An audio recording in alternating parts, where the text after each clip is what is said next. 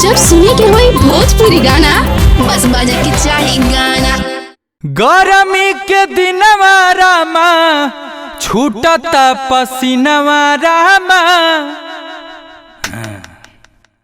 ए गुंजन भैया ए घाम में बैठ के का करता रहो?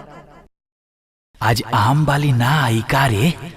आम की आम वाली चाहिए। धत साला।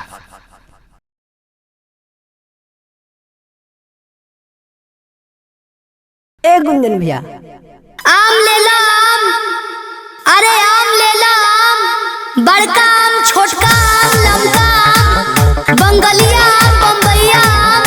अरे हे बाबू आके ले जो, नहीं तो खत्म हो जाए तो देखते रह जाए। कौन आम चाहिए? अजी लमका आम है जी। लमका चाहे तोरा लमका, मुरई देख के आल बड़का। मालबा ओरिजिनल तू देख लो ना टोके, कोनो ना कोमी बात कहीं होके। अरे इतना कस के दबा क्यों रे, फिर कोई लेगा? मालबा ओरिजिनल तू देख लो ना टोके, कोनो ना कोमी बात कहीं होके। दबा के दागी कर दियो, लेबे खातिर भीड़ बड़ी लागे तमाम। आम आम अरे पाकल आम, ई पाकल है त कच्चा है। अरे पाकल आम के बतावा तनी दाम। मलदहवा आम के बतावा तनी दाम। ए आम को छेद क्यों रहे हैं? अरे चेक कर रहे हैं मैडम कि आम में रस है कि नहीं है।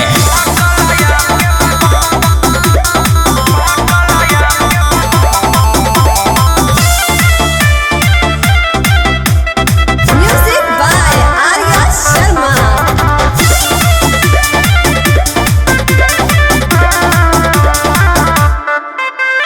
बड़े बड़े बाटे ई होटे माला दहावा। बोला ना एकर बगीचा बकहवा। अच्छा बगीचा जेबा भुला जेबा।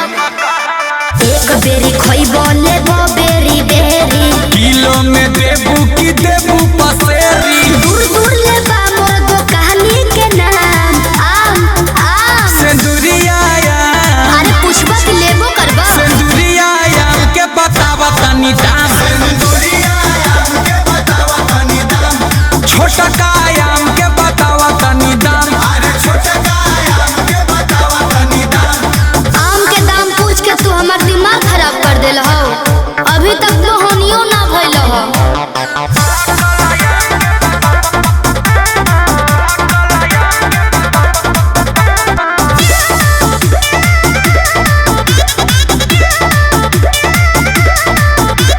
लेबो तो लो ना तो जाई बेचाई। कीने से पहले तू दाना चिखाई। अरे का दुकानिया पर भीड़ लगेले बड़े जेबा कि ना? अरे आम के से कस्टमर मोर बाड़े, गुंजन के बोला का देबू धारे। जल्दी लेके हटो ना तो हो जाई जान। आम आम गोलका आम, तोरा खाली गोलका दिखाई देता। अरे गोलका आम के बतावा तनी दाम। लंगड़ा आम के बतावा तनी दाम। हे भगवान, हमार सब आम चीख लेले बाबा की एको ना लेलस। अगे चुप रह, बोल जनी ज्यादा। अब पैसा ले, पूरा आम पहुंचा देना वादा। लेबे खातिर भीड़ बड़ी लागे